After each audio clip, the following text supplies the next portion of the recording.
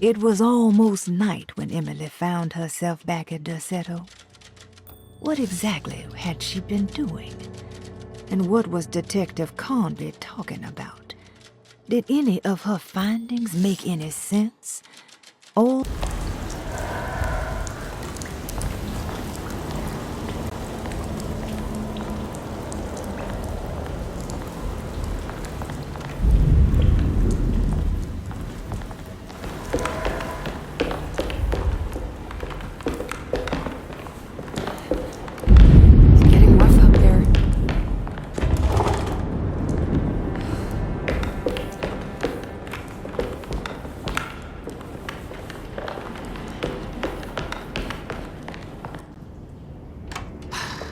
We can just get rid of Jeremy, everything will go back to normal. That reminds me. I saw Miss Emily earlier. You remember her? You know she's Jeremy's niece. She's looking for him. That's right. She's helping us, in her own way. As long as she don't stand in the way of the mother of 1,000 young. I don't think she knows or cares about that. She just here for Jeremy. I've been more worried about that Detective Conby fella. He's been snooping around asking all kinds of questions. God, it hurts. I wish you would stop doing that. Gives me the heebie-jeebies.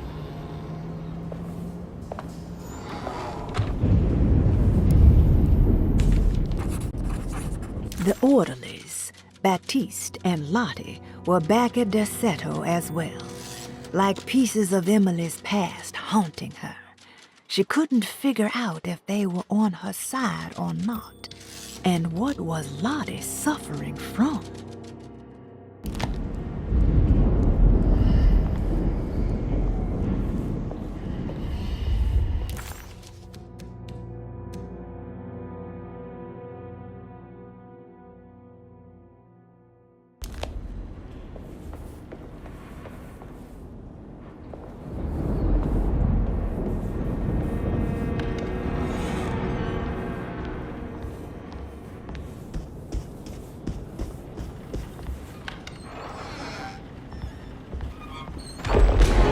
What is going on here?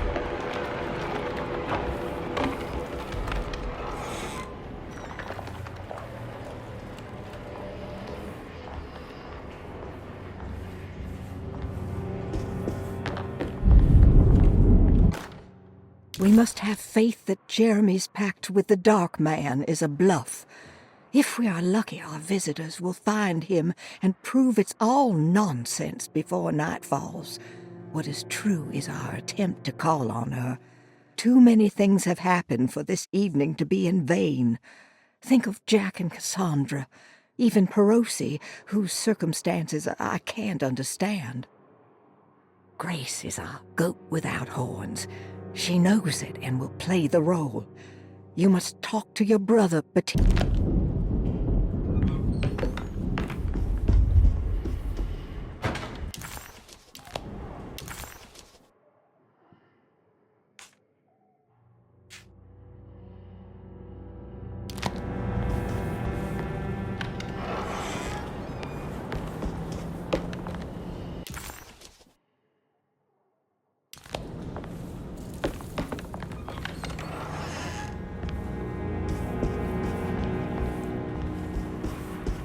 doesn't know Edward is the bastard.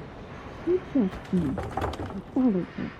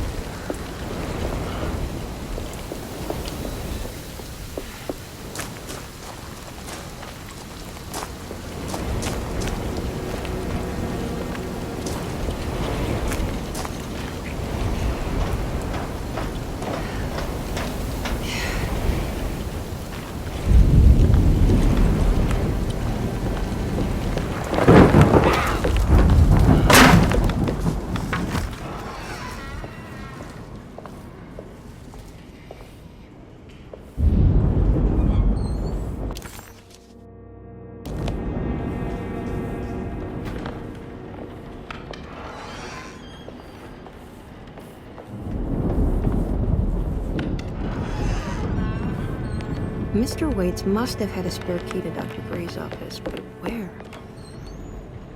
I don't know the combination. Wait, maybe I do.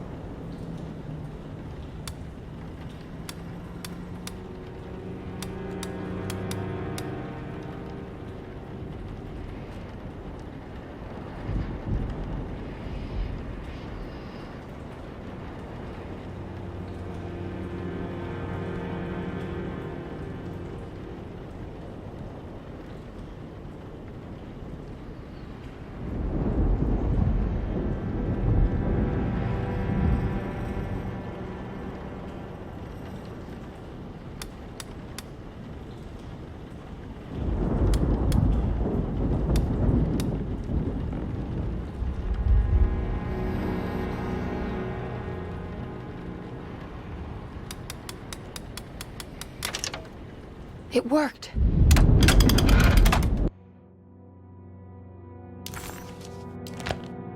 The last guest in the empty room suffered from severe maladaptation. I must write this down, because if I understand the condition...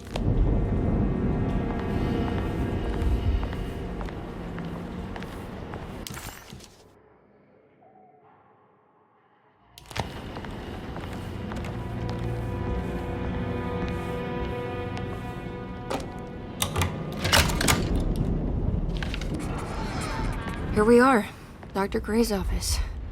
Now let's see if we can find some answers. I have finished tidying up Miss Beauregard's belongings. I will leave it to you to contact her agent and have them collect her things.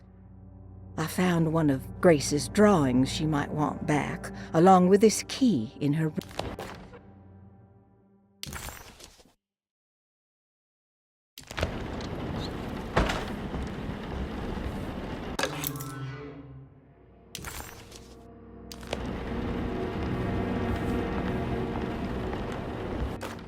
Dearest Dr. Manzetti, I find myself in a losing battle with my patient.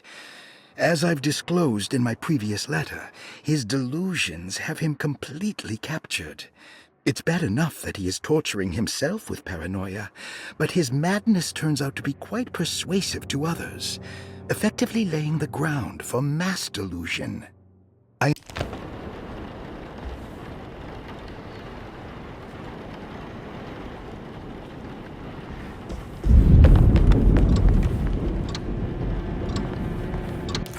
Emily felt lost as she entered the office of Dr. Gray, much like she had the last time she was here.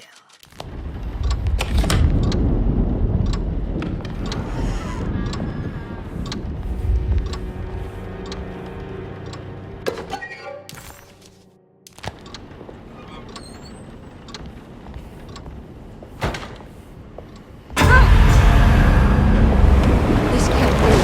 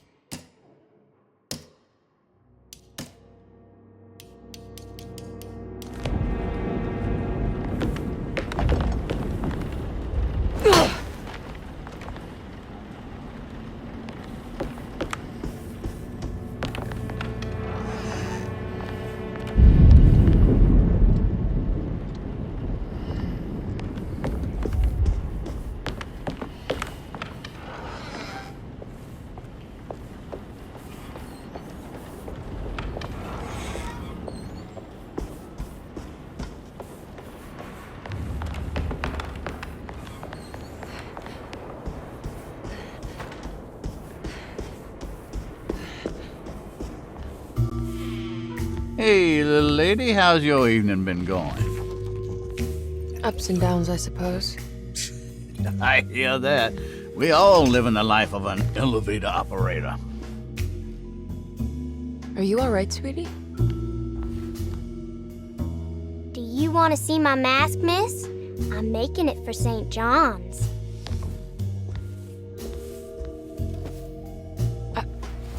How did you... Is that supposed to be my... Ow!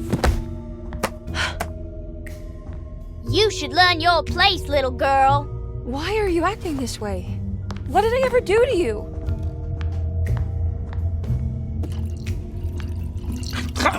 Grace! Grace!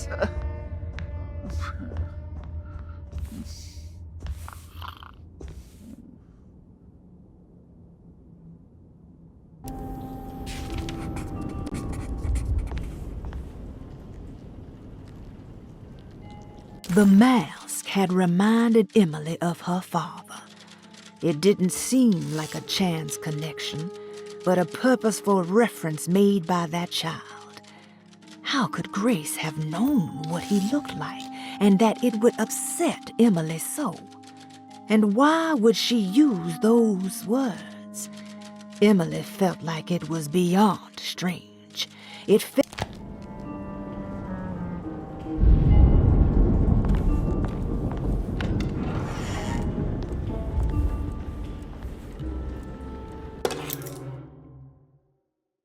I'll just borrow these.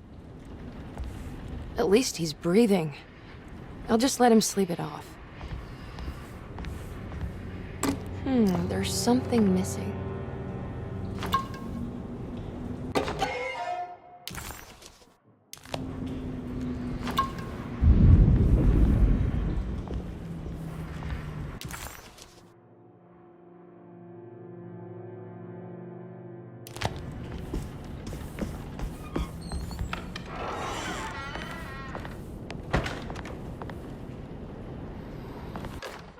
Jeremy knew that the only one who could help him now was the guest in room number 3.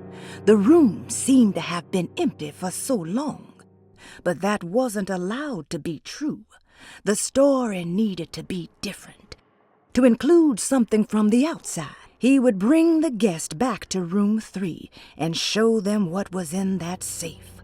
913. But those were not the right numbers. That was the combination for the safe in the clerk's office.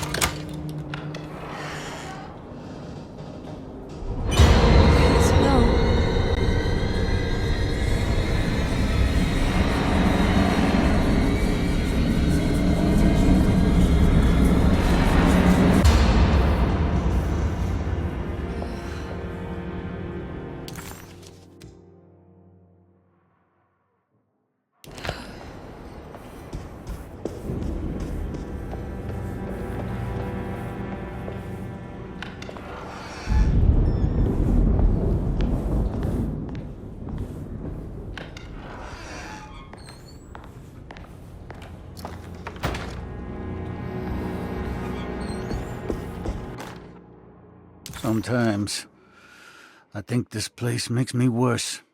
That Desetto might be my grave. A coffin made of ostentatious architecture. A Taj Mahal for the drunken depraved.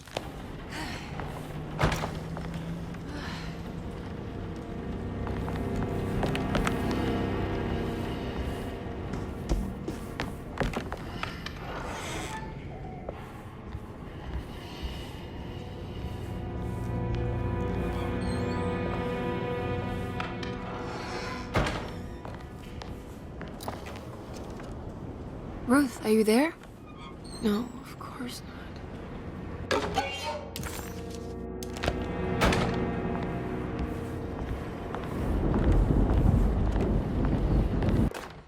Castle built the zoetrope as an exercise in animation. He is very interested in moving pictures and has even ordered an aeroscope camera for the colony.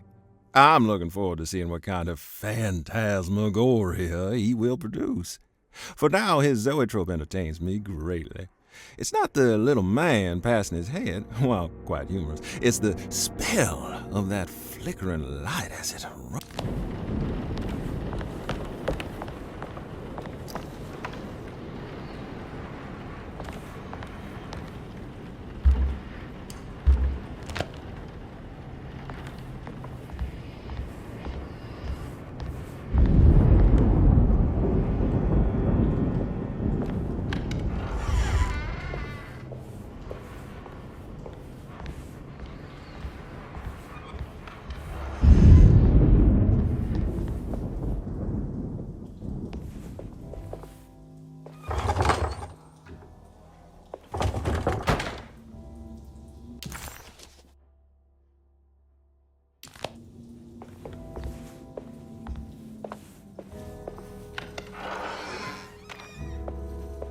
What is going on here?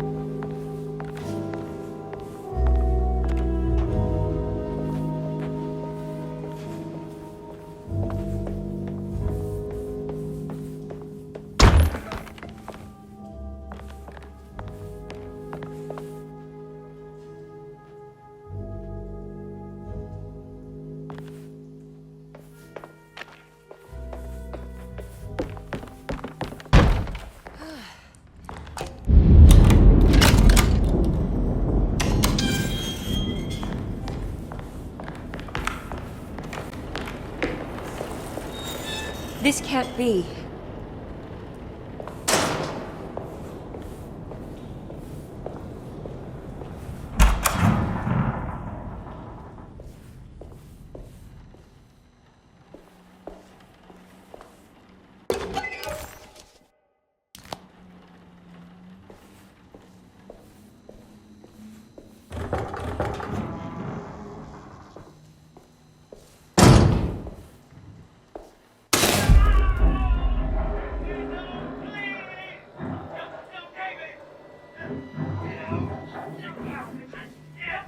I need the key.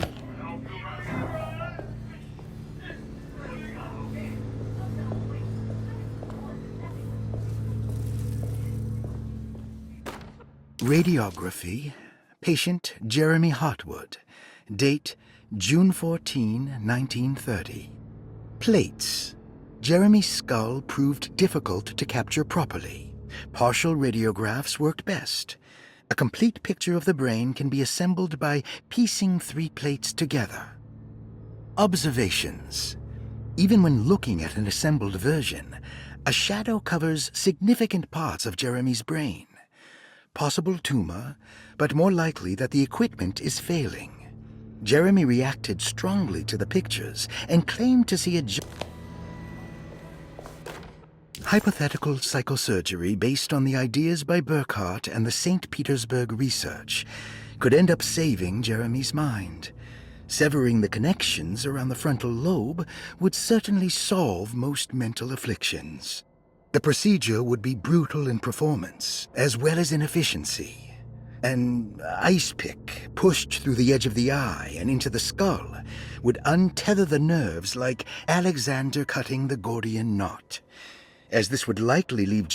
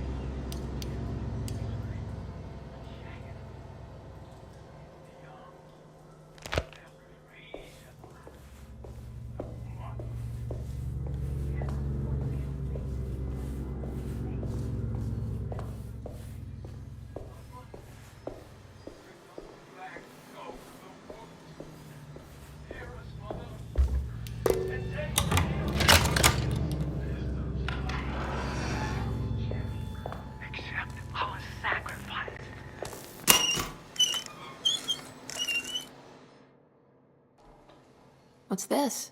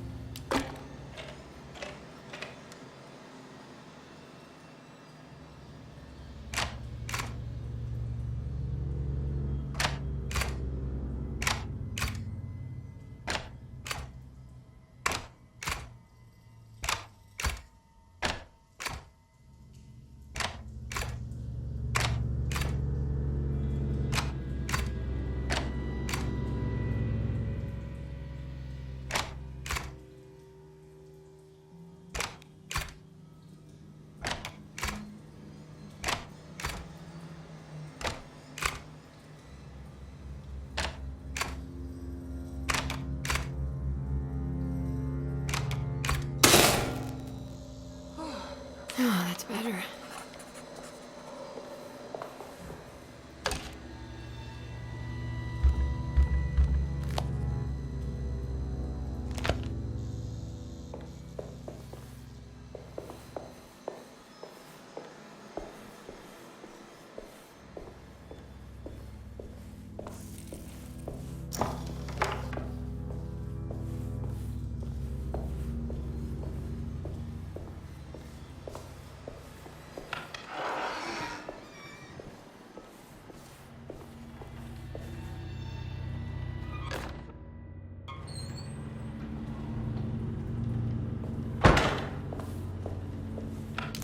Dr. Gray seemed to put a lot of effort into understanding and treating Jeremy. Did he find anything useful? Or was it all for show? An excuse to torture him? No matter what, Emily thought, maybe she could follow his work to some conclusion about the steps stipulated in the contract.